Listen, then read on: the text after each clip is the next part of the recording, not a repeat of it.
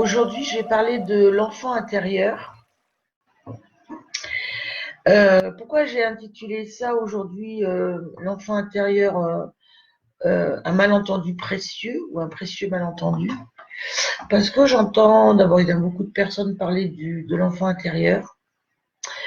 Euh, mais une fois qu'on a dit ça, par rapport à des émotions, par rapport à des choses que l'on vit dans la vie, où tout d'un coup on se sent envahi de réactions émotionnelles, euh, excessive, voire disproportionnée, on dit ben, c'est l'enfant intérieur. Bon, d'accord, très bien. Mais une fois qu'on a dit ça, on a dit quoi en fait? L'enfant intérieur, il nous ramène à quoi? Il nous ramène à une période de notre vie où on était totalement impuissant. Donc là, on était vraiment à notre corps défendant, dans le triangle de Karpman, bourreau, victime, sauveur, et finalement, on se construit un peu en victime. Sauf avec une famille, on part du principe, hein, avec une famille qui est déficiente, défaillante, voire maltraitante. Dans les familles saines, il n'y a pas ça. Il n'y a pas le triangle de Karpman, il n'y a pas bourreau, victime, sauveur. Il y a simplement de l'amour et de l'éducation et de l'éveil. Et voilà. Et les parents sont des tuteurs, au sens premier du terme, hein, c'est-à-dire que ils permettent à l'enfant de se révéler et puis de grandir sainement. Dans les familles défaillantes, on va se retrouver souvent avec le triangle de Karpman. Et donc l'enfant, qu'est-ce qu'il fait lui là-dedans? Ben, il se construit comme il peut en fait. Il est en survie, beaucoup. Parce qu'il est dans un état d'impuissance, voilà, enfin de fait, hein, de facto.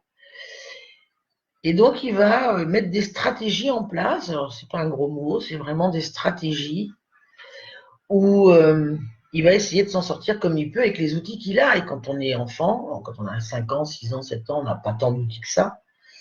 Donc on va se construire là-dessus. Et ça sert à quoi en fait? Ça sert à se rassurer. Un des besoins primaires que l'enfant, mais l'adulte aussi, a, est de se sentir en sécurité. Voilà. Ça nous vient du reptilien. Si on n'avait pas ce puissant besoin de sécurité, on ne serait pas là en fait. Hein. On aurait été mangé, on serait mort de froid, enfin bon. Donc on a ça. On a ce besoin de sécurité qui est absolument phénoménal. Et qui est toujours là aujourd'hui, hein, même dans nos vies aujourd'hui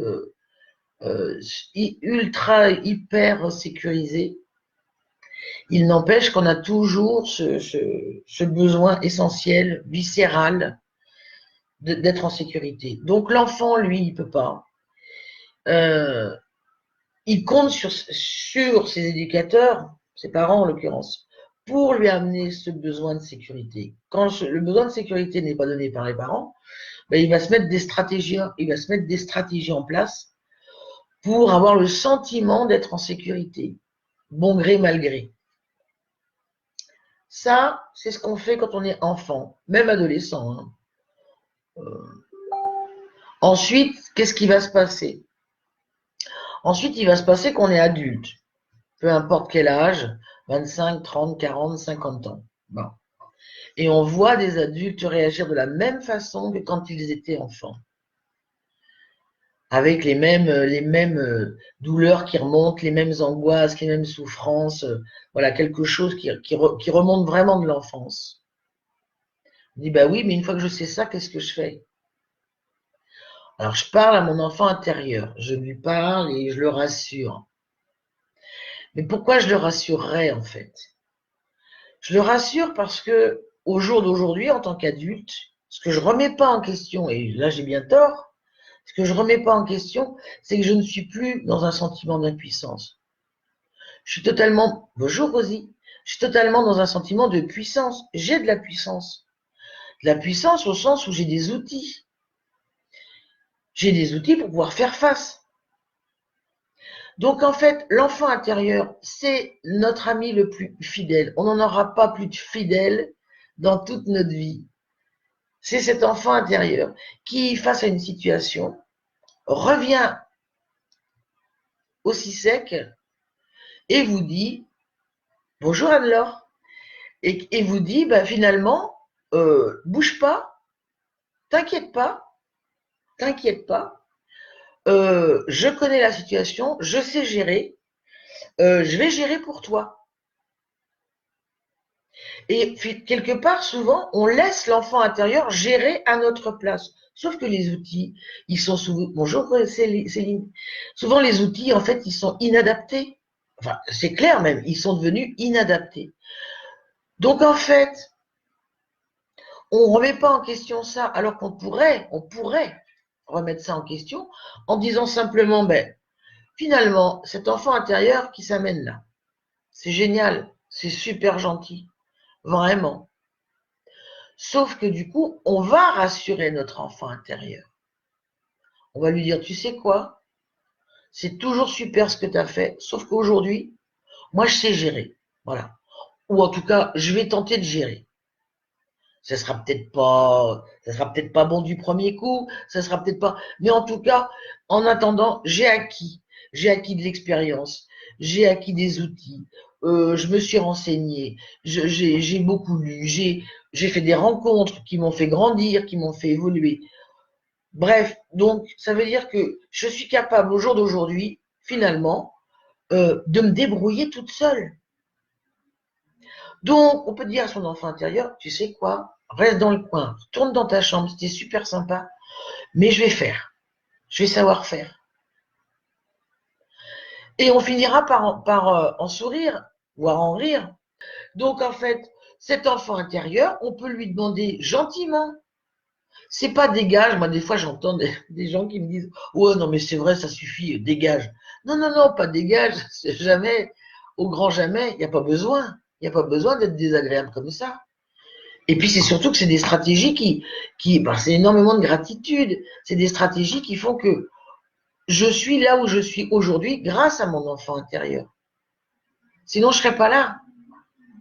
Ou en tout cas plus mal en point, peut-être. Donc en fait, c'est très bien. Et je vous dis, c'est mon ami fidèle.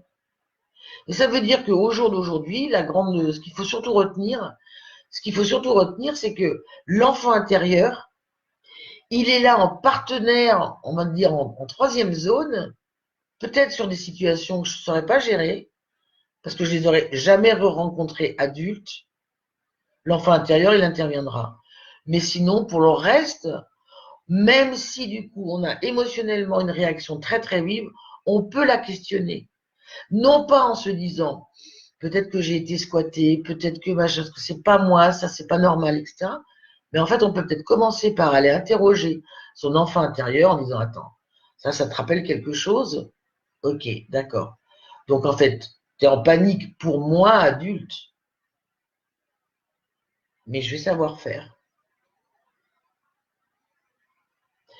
Voilà ce que je voulais dire sur l'enfant intérieur, parce que on en entend de plus en plus parler, mais j'ai le sentiment que finalement, on me parle du syndrome du syndrome de l'abandon, on me parle de, ça n'a rien à voir en fait, hein. Ça n'a rien à voir avec ça. Donc voilà, je voulais surtout, bonjour Camille, je voulais surtout pouvoir répondre à des questions ce matin. C'est pour ça que j'ai fait une présentation, je suis assez contente d'ailleurs, qui soit rentrée dans 10 minutes.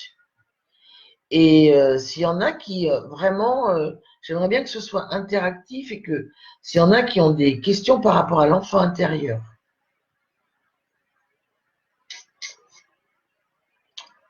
Je vous laisse un peu de temps, ne serait-ce que pour rédiger.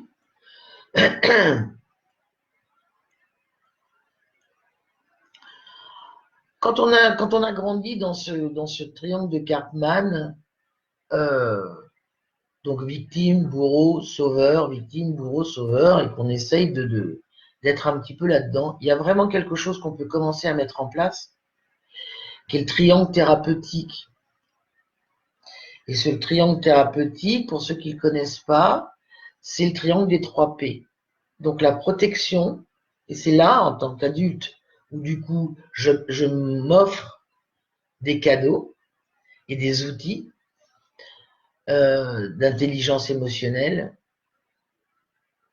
Donc la protection, la permission et la puissance. C'est pour ça que du coup, quand on va vraiment rentrer dans ce triangle-là, on va s'apercevoir qu'en développant notre puissance, notre enfant intérieur, il se manifestera de moins en moins, parce que de fait, lui, son rôle, c'est d'être là quand on est impuissant. Mais finalement, si moi, je décide de mettre ce triangle thérapeutique en place, ça veut dire que j'ai de la puissance, je récupère de la puissance. La protection, qu'est-ce que c'est? Je me protège et je protège les autres. Je me protège. Alors, on en discute souvent hein, avec les personnes qui s'intéressent au chamanisme. Comment je fais pour me protéger? C'est comme dans la vie. Hein.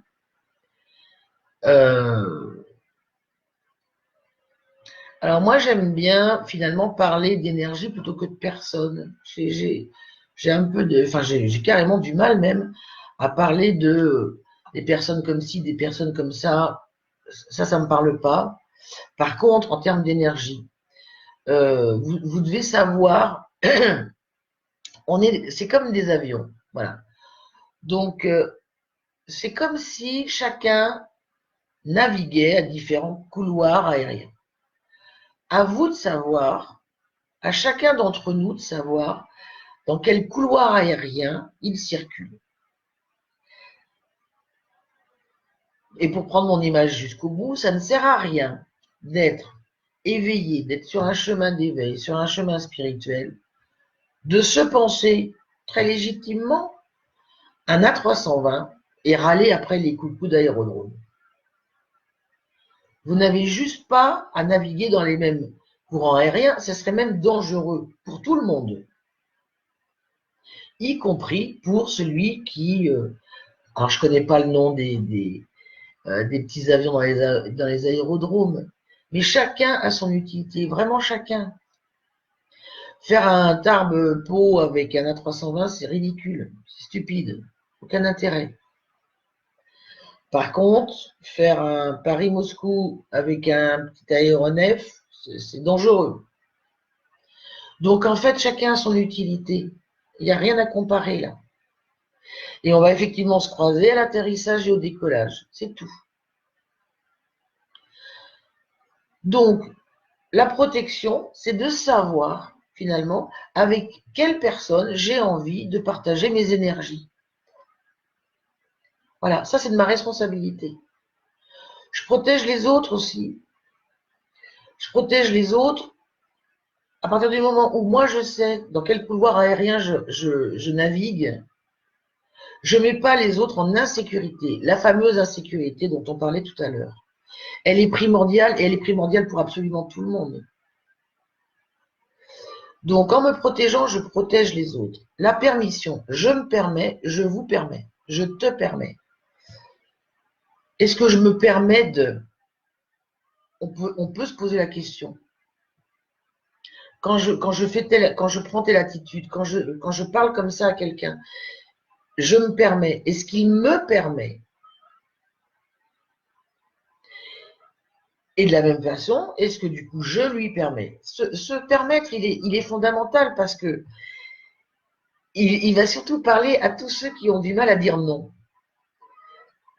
Forcément qu'on en connaît beaucoup. C'est vraiment la question. J'entends parfois, quand on me dit, voilà, je me suis sentie agressée, on m'a parlé comme ci, on m'a parlé comme ça cancane, j'entends beaucoup parler de ça hein, dans les structures un peu importantes. Ça cancane, ça machin, c'est les commérages, c'est ci, c'est ça, etc., etc. Est-ce que finalement, d'abord la protection, hein, indispensable, la permission, est-ce que je permets finalement à ce que mon espace soit envahi comme ça, soit pollué comme ça? Est-ce que je le permets? Tant que je le permets, ben, c'est de ma responsabilité aussi. Malheureusement, je vois que ça défile, donc il faut quand même que j'y aille voir. Avion Cessna, bon d'accord. J'ai loupé le début de la présentation, peut-être que la réponse a été apportée. Comment peut-on consoler son enfant intérieur? Échanger avec lui. D'accord. Je vais reprendre la question d'Anne-Laure. Comment peut-on consoler son enfant intérieur, échanger avec lui? Le consoler, ça voudrait dire que ce qu'il vit là aujourd'hui, attention, hein, parce que ça va être un peu difficile en termes de concept, ça, mais quand on parle sans arrêt du ici et maintenant, ça veut dire quoi? Ça veut dire que l'enfant intérieur, si moi je consolais l'enfant intérieur, ça voudrait dire que moi, Corinne, aujourd'hui, je vais vers l'enfant qui lui pleure de quelque chose qui se passe. Sauf qu'il n'y a plus rien qui se passe. C'est pas dans ce sens-là que ça va. C'est dans celui-là. C'est l'enfant intérieur qui s'invite dans votre présent. Il y a à le rassurer que du coup, c'est passé. C'est OK. On ne peut pas revenir sur le passé. On peut pas travailler dessus. Pourquoi faire? Ça sert à faire pousser le maïs? Non, je ne crois pas. Mais pourquoi faire? Si je console un enfant, je le console là aujourd'hui parce qu'il a mal là aujourd'hui. Mais l'enfant intérieur, quand il redéboule dans votre vie, là aujourd'hui, à 30, 40, 50, 60 ans, c'est le souvenir qui s'invite. Et si effectivement, je réagis de la même façon que quand j'avais 6 ans, etc., etc., etc., c'est-à-dire que je me suis reprojeté dans le passé. Mais Corinne, Anne-Laure, aujourd'hui, est-ce qu'elle a mal de cette façon-là? Non. Puisqu'elle était impuissante. Elle ne l'est plus.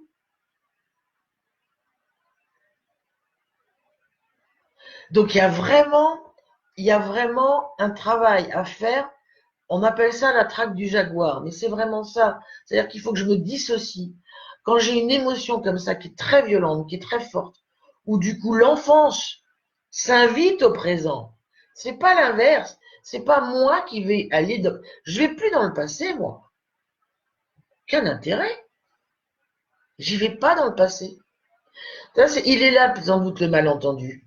Exactement. J'ai tellement entendu ça. Consoler l'enfant intérieur. Mais ce serait faire abstraction de la notion de temps. Si je me réancre vraiment là, au présent, c'est l'enfant intérieur qui jaillit dans ma vie. Comment je le console? En disant, mais tout va bien. Tout va bien en vrai. Je vais gérer. Ne prends pas à charge sur un souvenir.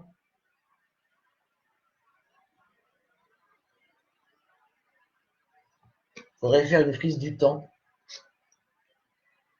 Mais c'est vrai, il faudrait faire une prise du temps.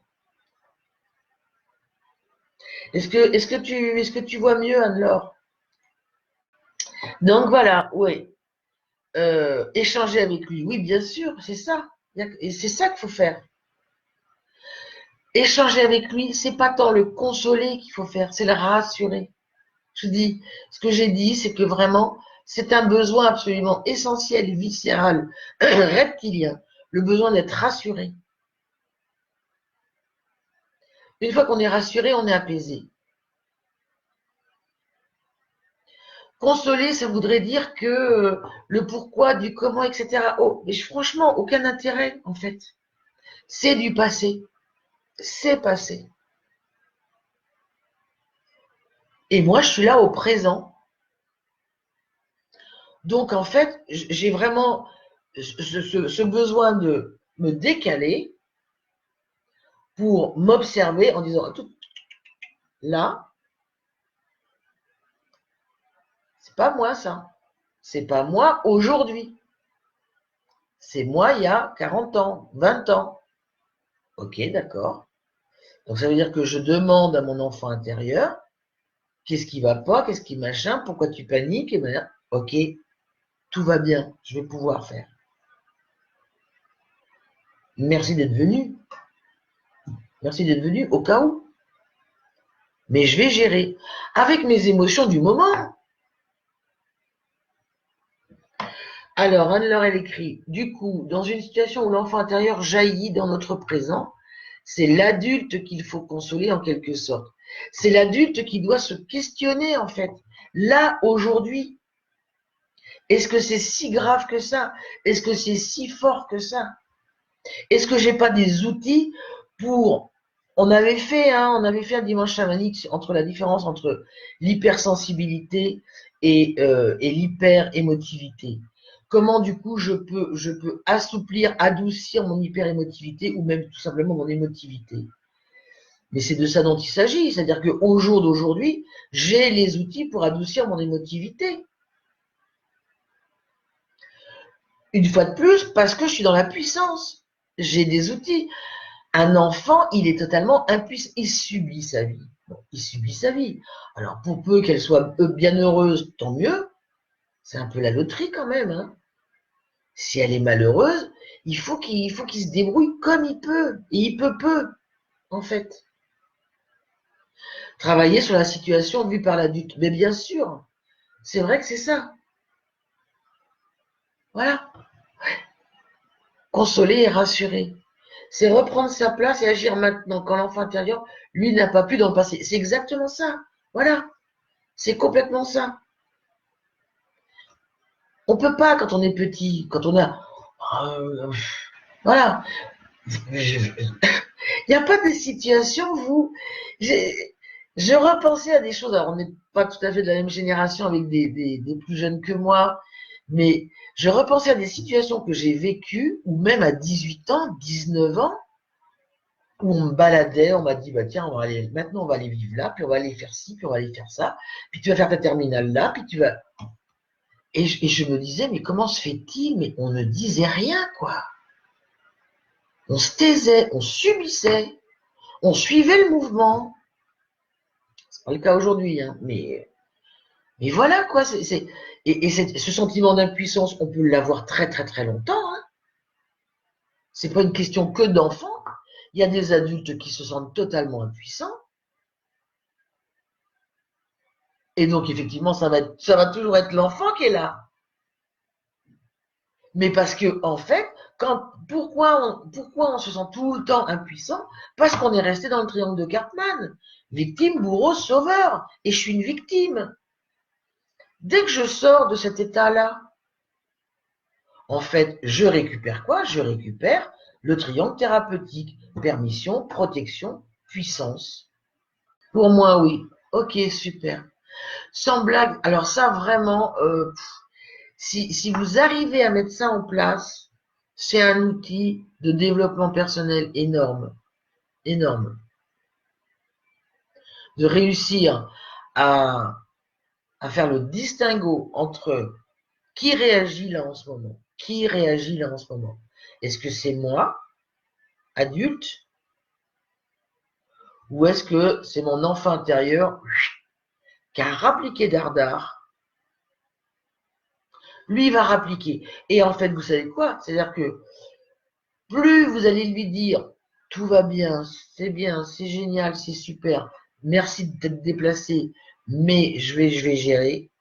Plus vous allez mettre ça en pratique, moins il va se manifester, évidemment.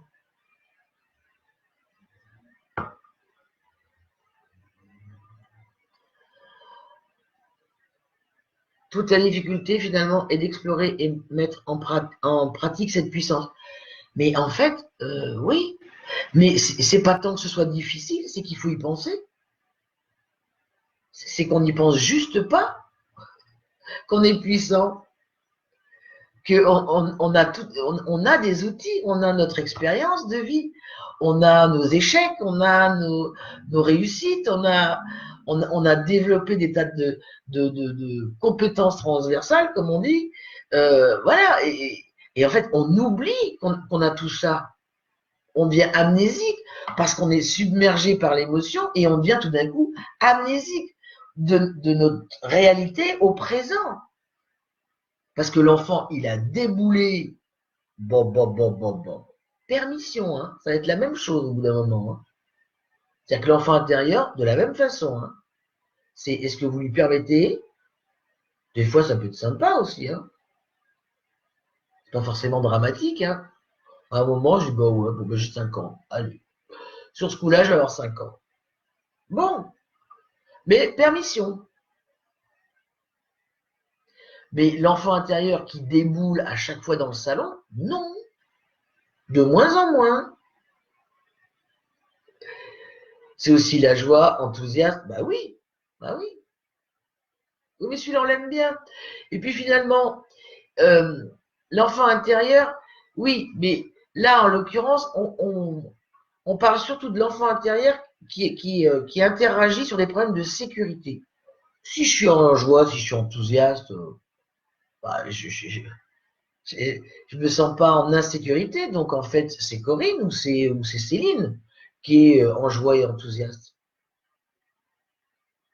Mais c'est vraiment de ne pas oublier qu'on est puissant, tout simplement. Hein. Alors, et puis, alors, pour le coup, pour répondre à Céline, moi, je trouve ça, finalement, très joyeux et enthousiasmant, de fait, qu'on soit puissant.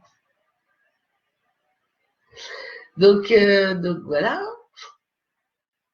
Donc, l'intégralité, vous le retrouverez quelque part dans la semaine sur ma chaîne YouTube. Ben, j'espère que j'ai été claire sur l'enfant intérieur, comment le travailler. Et puis d'ici là, ben, je vous souhaite un très très bon dimanche. À bientôt.